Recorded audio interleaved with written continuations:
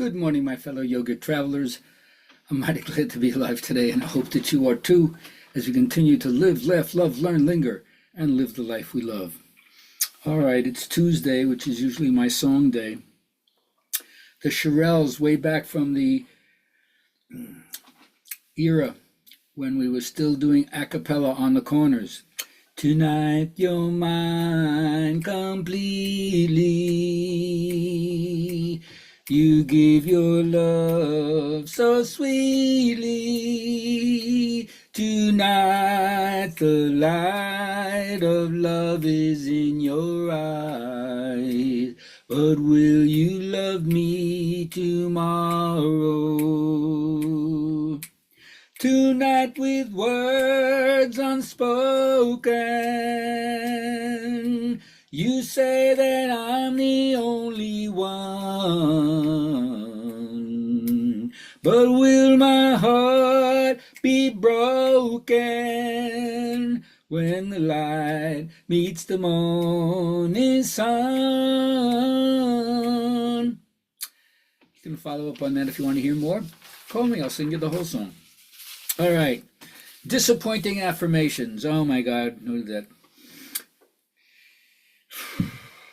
What are we going to say? What are we going to say today? Well, stop romanticizing the past. You've always been miserable. There's no golden age back there, all right?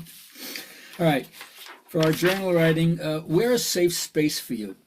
In your mind, what do you close your eyes? You go to the beach, you go to the mountains, forest, lying on your back in the park, watching the clouds. Where's the safe space you have in your mind? And for those of you who remember in the old days when we used to do Silva mind control, right? Where's your psychic lab? Where have you built that space? What does it look like? The whole house, the location, the chair you use to descend into your lab. Have you met your psychic guides? If you don't know what I'm talking about and you haven't had an imagination like that or a visualization like that, get in touch with me. I'll go over it more. But the short version is, where's your safe space? Environmentally, what does it look like? And when you go there, does it help you regenerate? That's what I want to know. And I hope you talk about that or write about that or let me know. All right, as my teacher, BKS Iyengar would say, the union of consciousness with the invisible force, they meet each other in yoga. And that's the point where division disappears and the oneness between human beings and spirit is retained. Now, really important, one will not know where one is really weak if one lacks the capacity for self-reflection. If not functioning, if self-reflection is not functioning, there's no monitoring of your ego to scan for and pick up where the leakage is, where you're dropping your shit. You know, like I used to have those old mentors from the Tennessee era, right? You get your bucket, you bring it to the well, you fill it up with water, and you try to bring it back to where you need it. But if you have holes in the bucket, it all spills out. So if you want to carry the water, plug the holes in your bucket, fix your leaky bucket. That's what I'm talking about. But this requires subtlety of perception, interpretation, and that leads into what I call the science of hermeneutics. Not only to understand the way your own mind is spinning it, but to understand how other people see it. Otherwise, to communicate and negotiate, you can see the difficulties that people have.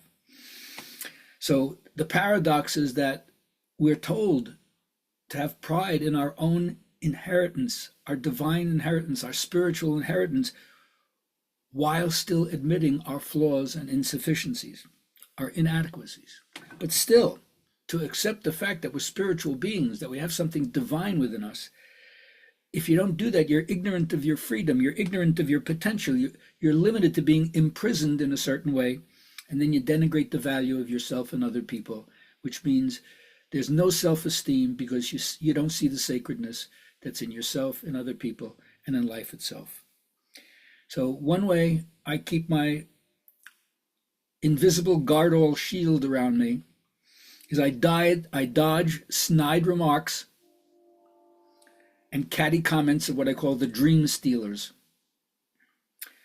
And when I'm with people, instead of just pointing out mistakes, and of course as a teacher I do, but instead of just pointing out mistakes, I listen, and I always have something encouraging to say. So remember, from the affirmation masters, I'll say it again and again, whatever you give your attention to, the law of attraction will help to be more. Which is why I say go on a rampage of love and see what that does. Because whatever you give your attention to, that is going to direct your life. And if you don't direct it, you're going to live in a certain kind of uncertainty and suspense, waiting for something to happen, not realizing you have so much more control than you may think.